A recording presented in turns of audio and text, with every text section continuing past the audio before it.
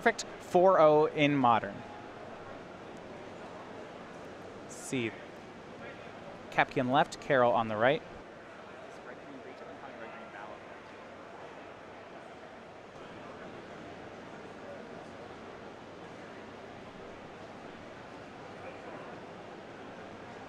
All right, so Roger Carroll on the play. He will go ahead and start with Inquisition of Kozilek. You notice we're calling it Lingering Jund.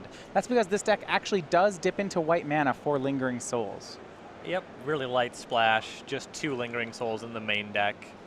And this is actually a big window for Carroll. Keopke was on a mulligan. He's kept a 1-lander of a land, a Traverse the Open Vault, and 4 ramp spells. Oh, wow. Which, to be fair, this is a good hand. This is a pretty Thoughtseize-proof hand, so to speak. Yes, even if the Traverse is taken, Keopke can still just suspend the Search for Tomorrow. He does have to draw some pretty specific things pretty quickly here, though.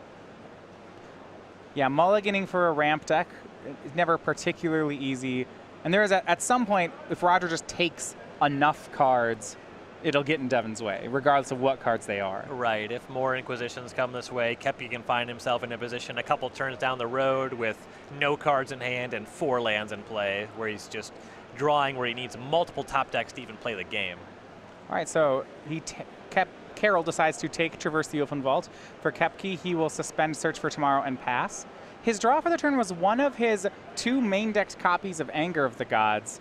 I would think this is a nod to Dredge. Yeah, primarily it's a nod to Dredge. That's really the card, the matchup that the card is best in.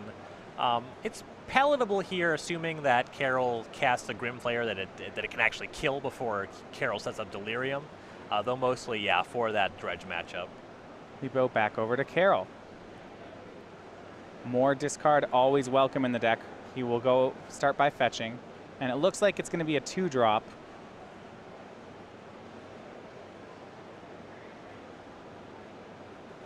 Yeah, gets a land for Scavenging Ooze.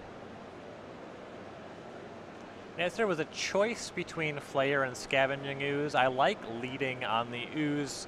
If you're able to get Delirium online the next turn, you're able to get around anything you would expect the Breach deck to cast, any Lightning Bolts, any Anger of the Gods, where the Scavenging Ooze is going to take quite a bit longer to actually get into that range. Keopke misses his land drops. He suspends a second Search for Tomorrow. He has picked up a copy of Primeval Titan, so if he can manage to get to 6 lands, he should be in the clear as Scavenging Ooze swings.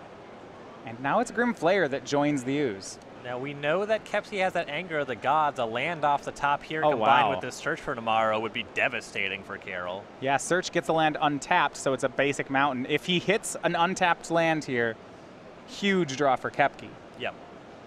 Also, it's still not clear that Carroll will be able to have Delirium online if a turn cycle even passes, though the Grimflayer trigger is very promising on delivering on that front. Big draw here for Keopke.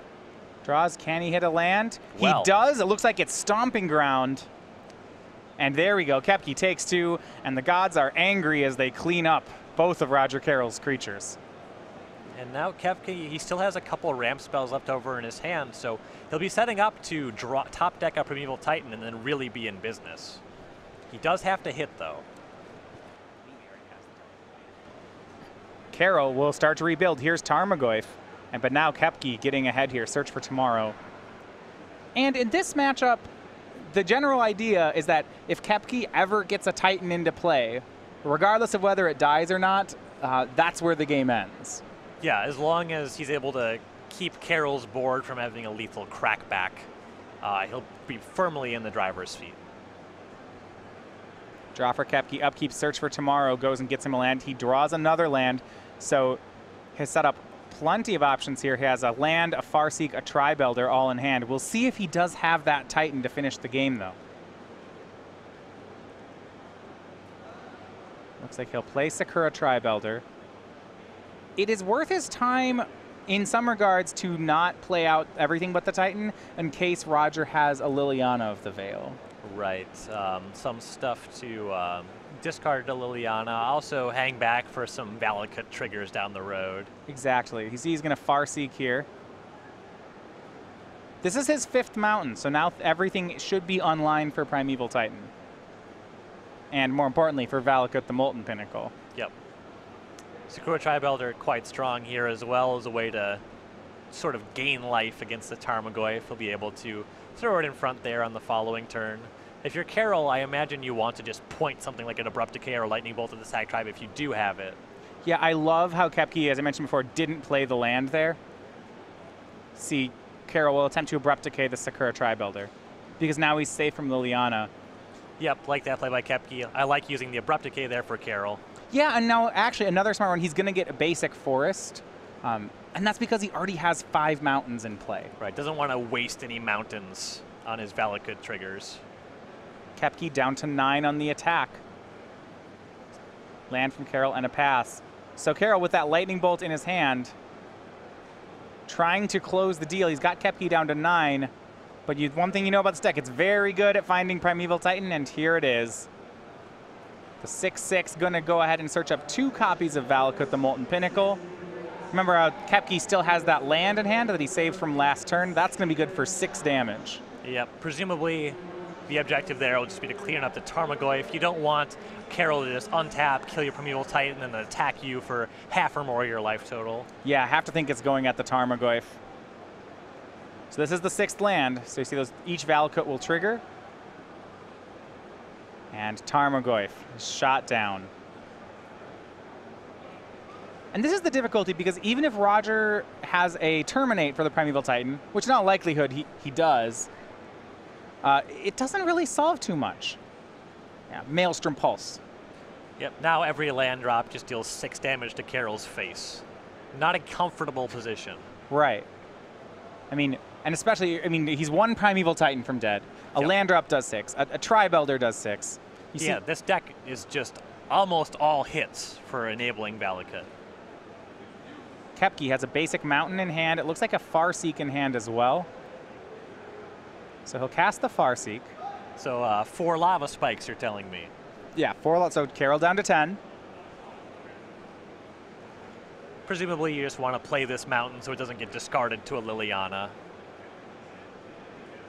Yep, and Carroll down to 4. The dead draws we're looking at from Devin Keopke are very slim. He's got 2 copies of Colony Heart Expedition, 1 more Anger of the Gods, and 4 copies of Through the Breach. Every other, I guess, and the remaining 2 Valakuts. How about a Primeval Titan? How about a Primeval? There we go. That's not one of the ones I mentioned. That will do it. Yeah, Carroll's going to go ahead and scoop them. And game 1 goes over to Devin Keopke. Yep, and Carroll had kind of the beginning of the start that he needed, though. The Anger of the Gods for Keopke really sealed that one up, that top deck land to deal with the Scavenging Ooze and the Grim Flayer. So we go ahead and look at the sideboards. We'll start over Roger Carroll and his Lingering Jund deck. And you see he has shown up with some tech for Dredge. Not going to be useful here. 3 Nile Spellbombs headline his sideboard. Yep. The second card certainly is going to matter here. 2 copies of Thoughtseize for sure coming in. 2 Ancient Grudge, 2 Golgari Charm, a Scavenging Ooze, 2 Fulminator Mage, 2 Kitchen Finks, and a Painful Truce. The Fulminator Mage are quite good here as well. Try to keep Keopke off of 6 mana and casting Primeval Titan. Some argument for Painful Truce. It's just like a good card to gas back up. It's not the best here. Primarily it's the Fulminator Mages and the Thoughtseize. Yeah, and actually because this Jund build, in order to be more aggressive, it doesn't have a card like Kolaghan's Command. And especially when you look at Fulminator Mage, that's actually going to hurt him in these post-board games. Yeah, being able to rebuy the Fulminator Mage with Kolaghan's Command will help you just get that value, keep on going. Of course, the 2 copies, still not for nothing. Those are solid additions. On Keopke's side, we have 2 Chandra Pyromaster, 2 Relic of Progenitus, a Reclamation Sage, 2 Grafdigger's Cage, 2 Fog, 2 more Anger of the Gods, 3 Obstinate Baloth, and a Malira Sylvac Outcast. I like the Obstinate Baloth somewhat. They give you a little bit of action against Lily out in the Val. Maybe they're a little too cute, but it's an option that he has available. Some argument for Relic of Progenitus. He is playing against the Grim Flayer Jund deck. He can also turn off, say, the Lingering Souls in the graveyard if he's able to get the timing right on that. It's not terribly impressive, though. Really not a lot for the matchup, though it is a favorable matchup anyway. Yeah, well, this is about as much as he has for any matchup. Grafdigger's Cage, I agree, is neat because of how it interacts with all these 2-drops from Carroll. I'll be interested to see what he's doing with Chandra Pyromaster. I talked with Devin a bit about his sideboard for the event, and I know that this plan of Fog Malira Chandra was his attempt at building a sideboard that gave him game against Infect, which is the deck's traditionally worst matchup. What'll be interesting to see is whether or not he goes back toward Chandra in this mid-range kind of mirror. My guess is no, because if its plus ability doesn't kill anything, it's probably just too much wheel spinning. Yeah. But he might use it here. It's not unreasonable. I've been in an awkward position against Relic of Progenitus and Legacy with Tarmogoyf as well, so that one seems totally reasonable here. So remember, as we enter round 4, this is the last round of Modern here at the Invitational. We're going to be covering Magic all weekend as the players try to gain the title of Season 2 Invitational Champion. Now remember, the champion not only gets an invite to the Players' Championship and an invite to the Pro Tour, they also get their likeness made on a token of their choosing. Our Season 1 Invitational Champion was Ann Arbor's own Max McVitie. He chose to have his art on the Clue token that you see here. Those were given away all Season 2 for entrance to Opens and Classics. It is still possible to get them, though, if you didn't have a chance to make it out to one of them here in Season 2. You can get them as they ship in orders from StarCityGames.com of at least $5. So time is running out, and make sure to get one of these before we switch over to our champion, which will be crowned this weekend. Really excited both to see the winner and the token selected. I've seen some tweets about making the Monarch token from Conspiracy 2. So you get to be the Monarch. And what a week this has been, or month this has been rather, for Devin Keopke. Already has 1 open win this month from Illinois. He has 3 open top 8s here on the SCG Tour. Really kind of, now joining formerly of Team Lotus, now on Team Card Hoarder. Devin Keopke making a breakout run here. Yeah, Keopke is a pretty strong player, actually, a threat in both formats. We saw, I believe, he top 32'd last weekend with an approximation of this Valakut deck as well. Yeah, ended up 10-5 last weekend. He's been on this one for about the last month. Yeah, of course, his win coming in Standard with Bant Company and Columbus. Can't really blame him on that one. Bant Company, excellent. And we'll see if he's still on that as he heads over to the Standard rounds, as he's 1 game from having a perfect 4-0 in Modern. Yeah. If you feel good about your Standard deck, you got to feel great about a 4-0 start in Modern.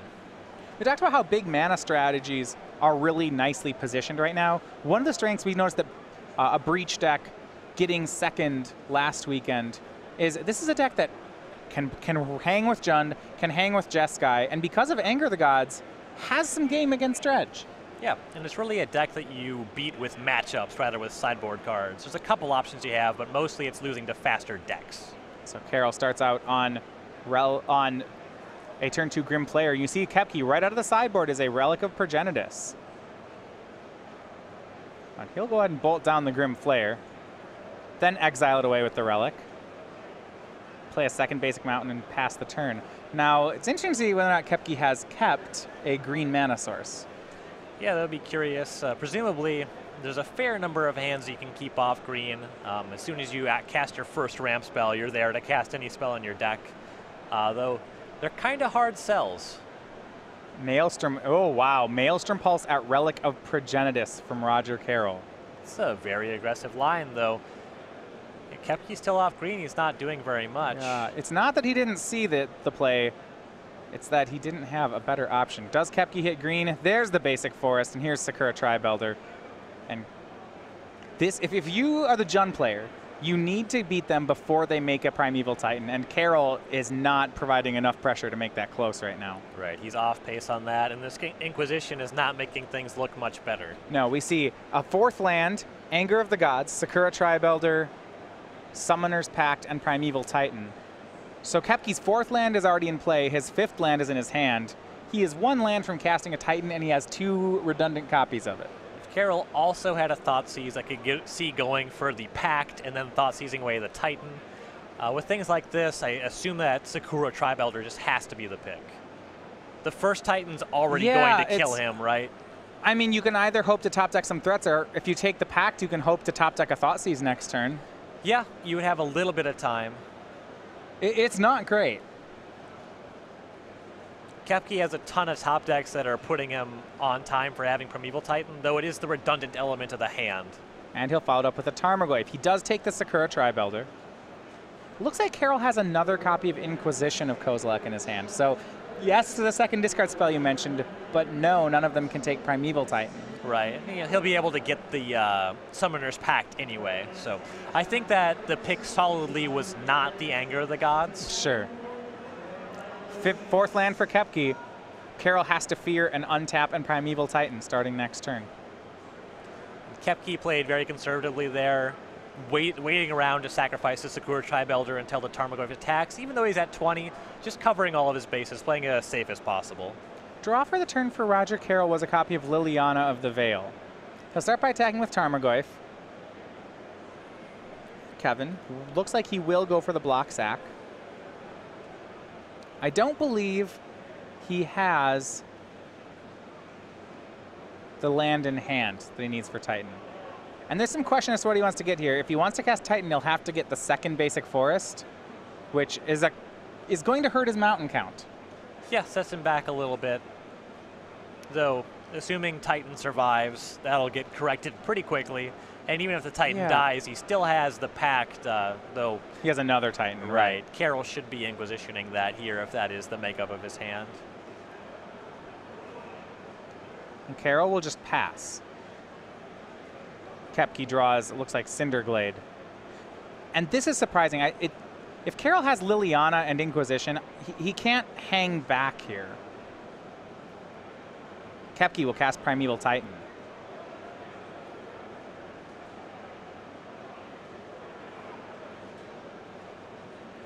And now Carroll is in a world of trouble. Keopke's still on 20, so he has to get this Primeval Titan off of the table and also get very aggressive in a way where his board just can't be cleared by these Valakuts every turn. Keopke will get 2 Valakuts, so he has 4 mountains to go with the Valakuts at the moment. Looks like he's looking down the road. Yeah, with 4 mountains, you can go right up to 6 with the Primeval Titan trigger. Get to work that way. Though it takes him a little bit longer if he has to do it by making land drops. Yeah. I actually really like this play from Keopke. You might be tempted to get the 5th mountain and 1 Valakut, but in this kind of matchup, I think you just... Titan basically is always getting 2 Valakuts unless it's killing them. Yep. And at this point in time, he still has the Summoner's Pact for a backup Titan on the following turn, so he'll be able to jump right from 4 to 6. Carroll will fetch out Blood Crypt on Keopke's end step. We'll see just what he was hanging on to. He has 3 cards in hand. If anything. And it looks like he's just going to untap. Yeah, he has at least a Liliana. So he had a Liliana last turn, but he didn't actually cast it. Yeah, I'm not entirely sure what to make of that. He could plus it and then say Keopke wouldn't be able to trigger a Primeval Titan at it just yet. Well, if he's worried about through the breach Primeval Titan just killing him, holding up some sort of mana would help, but it doesn't look like he actually had the Terminate. Either way, here's Liliana, -1, Keopke will lose the Titan, but Roger's going to have to get that Summoner's Pact that's in Keopke's hand if this is going to matter. Perhaps he just didn't want to discard any cards. He couldn't have edicted just yet with the Liliana, and if Keopke had a Lightning Bolt and he didn't want to plus the Liliana, then he just loses the Liliana. Well, Roger had another black mana source, but does not look like he had the discard spell. You see him play a tapped Overgrown Tomb as land 5, and now here comes another Titan. Yeah. This one was hard before, but Titan this turn makes it all but impossible. Interesting, Keopke drew a copy of Chandra Pyremaster. He might be tempted here to shoot down the Liliana. I'm still thinking the play, yeah, don't get fancy. Yeah, he has an Anger of the Gods in hand that he's totally willing to discard to Liliana as well. Well, yeah, well, he could have gone Chandra, shoot Tarmogoyf, like Anger, Chandra, shoot. But it wouldn't kill it because Planeswalker be in the yard. Just make a Titan. Exactly. There's no reason for that level of finesse when you have a Sledgehammer. And we'll see where he goes with it now. Two mountains would mean he has 12 damage to throw around. If he wants to get even more greedy, he could get a Valakut in a mountain, play a land drop. But here we have mountains 5 and 6 means he has 4 Valakut triggers. And typically you just murder everything when in this matchup. Yeah, and with the position that he's in, it doesn't take much for him to actually just be able to destroy Carroll in just one turn cycle. So clean up the board, eliminate any risk of you actually losing the game. Yeah, it's not. Instead of 12 upstairs, I think he'll probably want just go 2 at Goif, 1 at Liliana, 1 at Roger. Yep. All for Roger. Okay, puts Roger down to 7. Well, YOLO. It's probably also good. Odds of losing very low at this point. He could forget to pay for Summoner's Pact, and that would not be ideal. That would do it. Yeah. And if Roger has Inquisition of Kozilek, yeah, he's going to play it. I'm wondering if that was a top deck or not. He'll take Anger of the Gods, leaving the pair of 4-drops on Keopke's side. Plays a land 6. Fulminator Mage from Carroll, but he doesn't have the kill spell for Titan, and that means he's going to be dead. Yep. See Keopke paying for the Pact. Good play. Good Love play. it. That was Carroll's best out. Yep.